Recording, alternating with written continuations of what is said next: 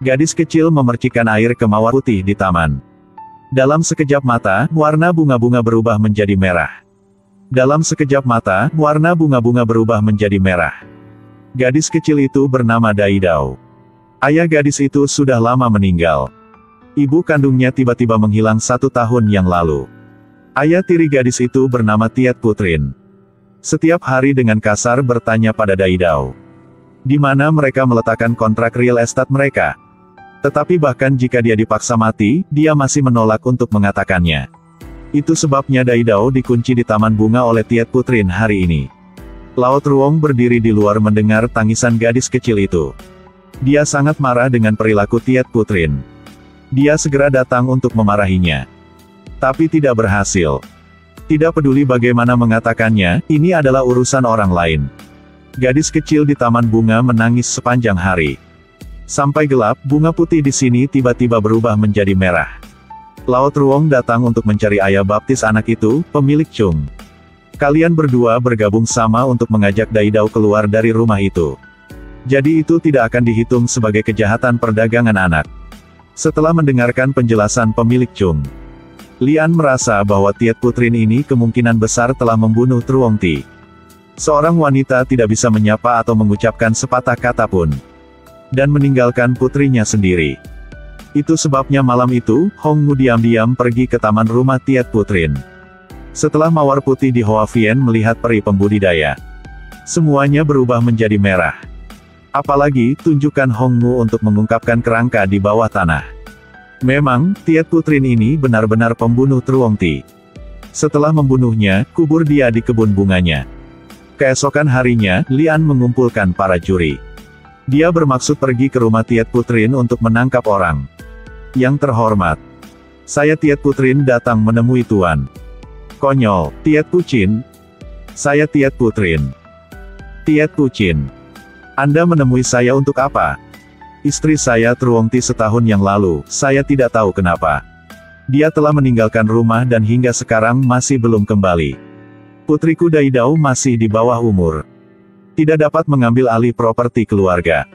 Sekarang, istri saya Truong Ti bahkan membawa kontrak real estate dengannya. Sekarang, untuk waktu yang lama, saya masih tidak tahu apakah dia telah hidup atau sudah mati. Saya di sini hari ini untuk meminta bantuan Tuan. Tiet Pucin. Anda jangan terburu-buru. Meskipun Anda tidak datang untuk menemukan saya hari ini, harus nunggu dulu. Karena seseorang telah mencela kejahatan Anda kepada saya. Katakan Anda menyakiti orang lain karena keserakahan akan uang. Katakan Anda menyakiti orang lain karena keserakahan akan uang. Yang telah membunuh Truong Ti. Pada saat ini, ayah baptis Daidao, pemilik Chung, juga memasuki gedung pengadilan.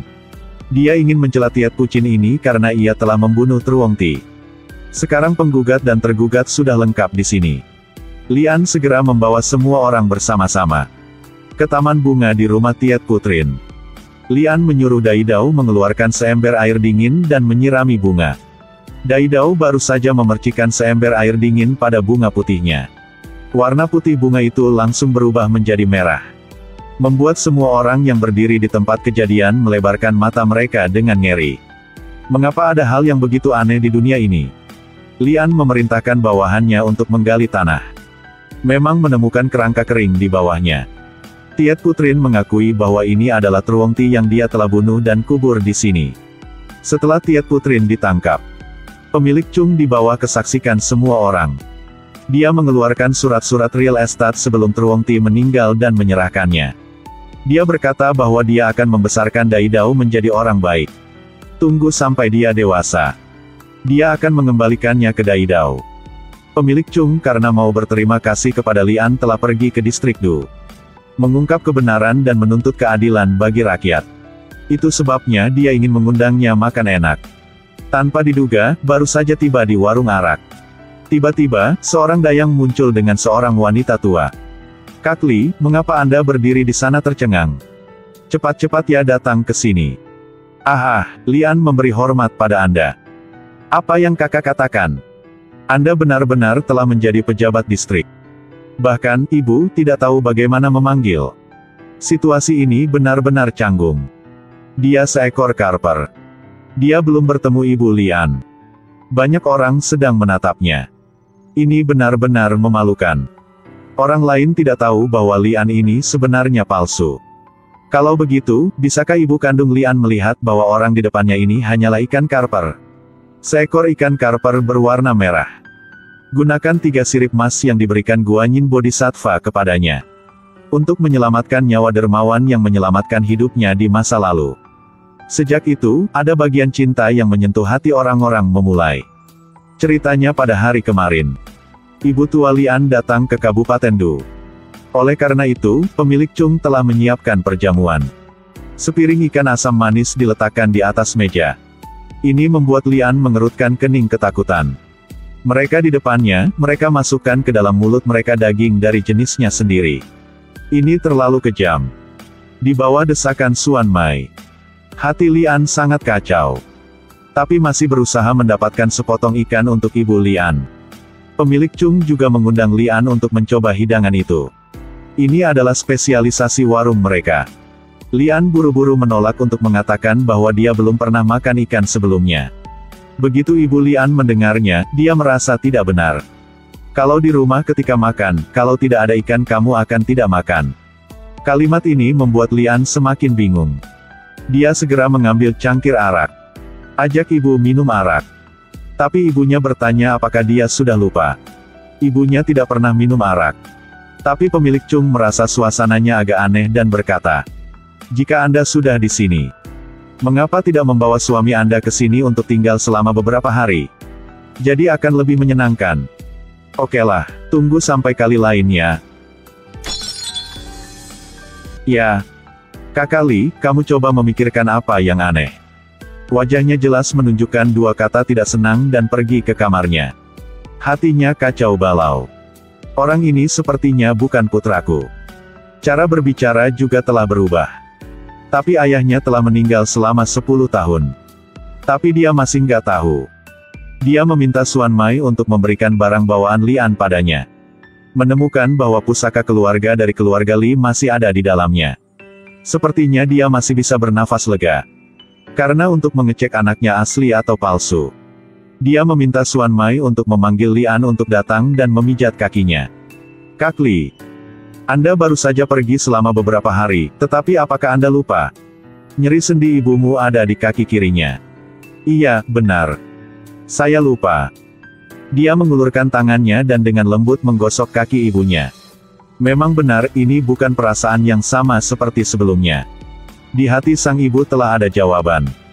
Jadi dia langsung berlutut di depan Lian. "Tolong beritahu saya apakah putra saya masih hidup atau tidak." Melihatnya terluka seperti itu, Lian hanya mengatakan bahwa dia pasti akan mengembalikan putranya padanya. Setelah mengatakan itu, dia dengan cepat bangkit dan lari. "Apa? Anda ingin mengembalikan jiwa Anda ke Lian? Saya sudah memutuskan. Pergi ke dunia bawah untuk menemui Raja Neraka dan minta mereka untuk mengubah dan mengembalikan jiwa Lian. Pintu neraka bukan selalu buka untuk siapapun saja yang mau datang. Terlebih lagi, hidup dan mati ditentukan oleh Tuhan. Tidak dapat diubah secara sewenang-wenang." Adik Pung mengatakan kepada Hong Mu, "Jika pergi ke dunia bawah, akan benar-benar membunuh Lian. Sebenarnya, Lian benar-benar mati. Tapi saat dia sekarat, kamu masih memeluknya. Tepat setelah itu bahkan mengirimnya ke gua peri di dasar danau. Hukum ketidakkekalan hitam dan putih bukan terlalu kuat. Sejauh ini, mereka masih belum menemukan gua peri itu. Oleh karena itu, jiwa Lian tidak berada di dunia bawah sama sekali. Sebaliknya, jiwanya selalu berada di gua peri itu." Hong Mu memohon Pung Muoi untuk memberitahunya. Bagaimana cara menyelamatkan Lian? Pung Muoi bilang 3 sirip emas yang diberikan Guanyin Bodhisattva pada Hong Mu. 3 sirip itu cukup untuk memanggil jiwa Lian kembali. Namun, ketiga sirip ikan mas Bodhisattva ini adalah untuk Hong Mu agar menekan iblis Pung Muoi. Kali ini telah menempatkan Hong Mu dalam posisi yang sulit.